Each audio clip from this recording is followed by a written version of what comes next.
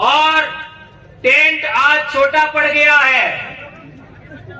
जितना टेंट के अंदर है इससे 5 गुना टेंट के बाहर है हमारे भाई बहन।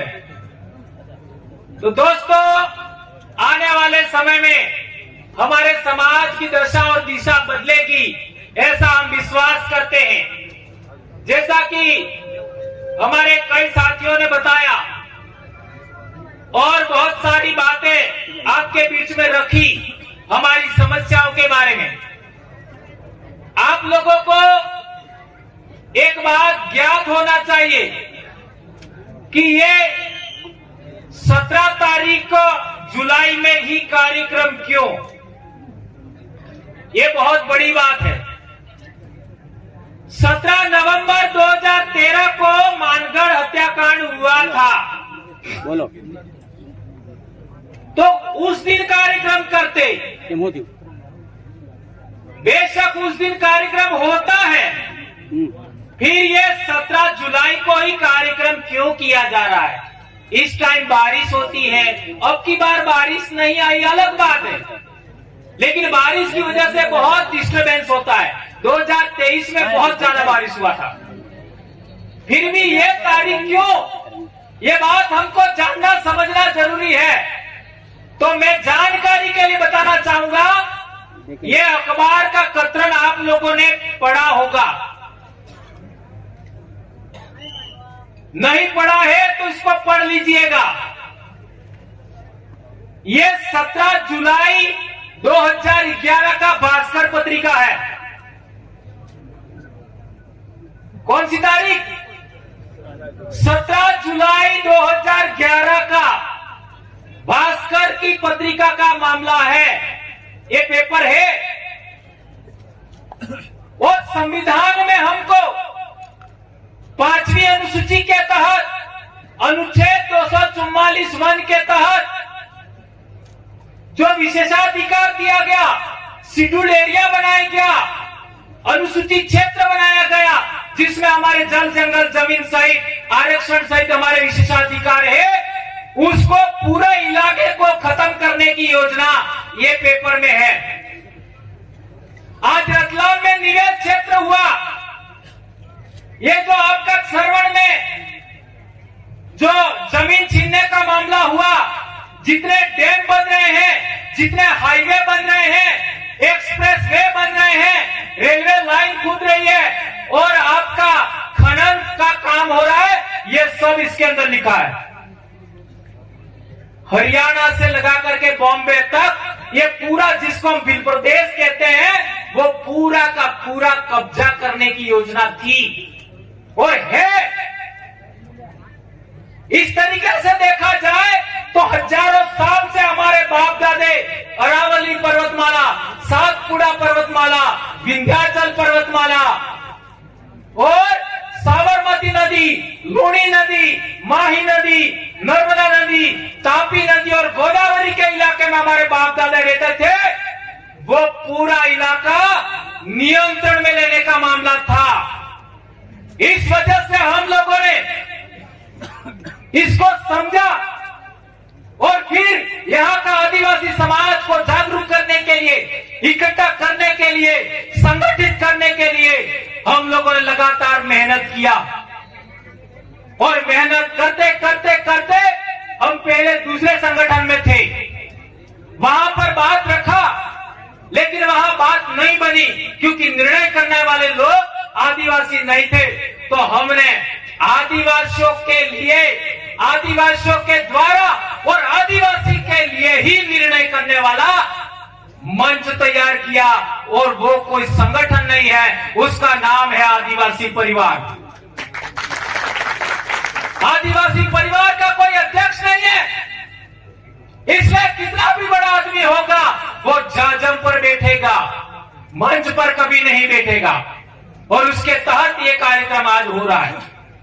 एक बात और कहना चाहूंगा कि हमारे आदिवासी इलाके के अंदर आप लोगों ने देखा होगा, सुना होगा, समझा होगा, हमारी बोली में एक कहावत है, क्या?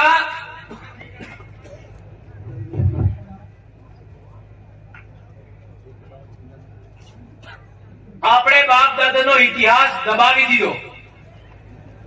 એમ આપણે બાપ દાદા કંઈક ને કંઈ આપણે बाप दादा नो इतिहास दबावी दीधो. पर कौन सा इतिहास दबाया ये हमारे बाप दादे जानते नहीं थे. ये बात कहते थे. इसके साथ एक और बात कहते थे हमारे बाप दादे. वीर आदु आज थकी अनी धरती ना धूल मूल ना धनी है. धनी का मतलब मालिक. ये हमारे अनपढ़ बाप दादा ये बोलते थे. और एक इंपॉर्टेंट बात है, कोई तो कमी रही होगी हमारी जिसकी वजह से लगातार हम सिमटते सिमटते आज पहाड़ों में आए हैं. और पहाड़ों से भी निकालने का, जंगलों से भी निकालने का षड्यंत्र चल रहा है. तो वो कमियों को पूरा करते हुए, उन कमियों को खारिज करते हुए, नकारते हुए हम लोगों ने ये मंच बनाया है. इसलिए यदि आप आदिवासी परिवार की व्यवस्था को मानते हो तो मानगढ़ आइए. ये बात ध्यान रखिए. इस कार्यक्रम की बात कर रहा हूं. आदिवासी परिवार के अनुशासन को मानते हो तो मानगढ़ पर इस दिन आइए. बाकी आप रोज आइए, कोई दिक्कत नहीं. हम लोग आने वाली पीढ़ी को बचाना चाहते हैं. आज देख लीजिए, जुलाई, अगस्त, सितंबर, अक्टूबर, ये 4 महीना सबसे ज्यादा हमारे बच्चे स्कूल में आते हैं. जितने भी शिक्षक साथी हैं, जितने भी भाई स्कूल के बारे में जानते हैं, क्या ये बात सही है कि गलत है? जुलाई, अगस्त, सितंबर, अक्टूबर, यही 4 महीने हैं जिसमें सबसे ज्यादा हमारे बच्चे स्कूल में आते हैं. और इसी टाइम सबसे ज्यादा व्रत उपवास है. सबसे ज्यादा. और एक तो पूरा महीना सावन का. अरे पागलो, मेंढक से समझिए. मेंढक सर्दी में जमीन के अंदर रहता है. मेंढक गर्मी में जमीन के अंदर रहता है. वो पहली बारिश के साथ जमीन के बाहर आता है. और जब तक बारिश होती है तब तक मेंढक खाता रहता है, खाता रहता है, खाता रहता है और अपने शरीर में चर्बी इकट्ठा करता है. और जैसे ही बारिश खत्म हुआ वो वापस जमीन में चला जाता है और जिंदा रहता है. और तुम लोग जैसे ही बारिश शुरू होती है भूखे रहना शुरू करते हो, व्रत करते हो, उपवास करते हो. अरे सभी जीवों को, एक कीड़े को भी, एक तितली को भी बारिश में सबसे अच्छा भोजन मिलता है. छोटे से छोटे जीव को बारिश के सीजन में सबसे अच्छा भोजन मिलता है. और जब सबसे अच्छा भोजन मिलता है तब तुम भूखे रहते हो. यह तुम्हारे दिमाग में यह बीमारी किसने घुसेड़ी?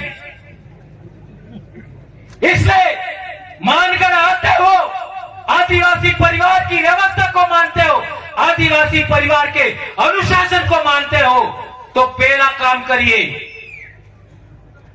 दिन को दारू कभी नहीं पिएंगे. क्या ये बात मानोगे? अरे मार कालिया नो खून तमार में है तो मानोगा.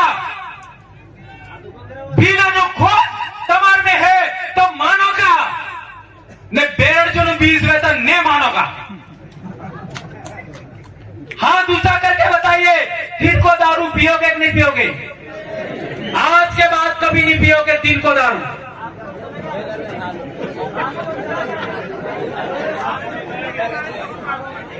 और दूसरी बात, मैंने ये नहीं कहा कि रात को पीना है.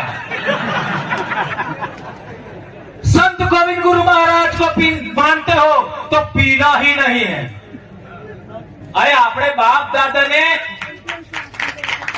भाव आलવાનો मामलो तो તમે કપ બે કપ લઈ લો. બાર શરાબાનો મામલો તો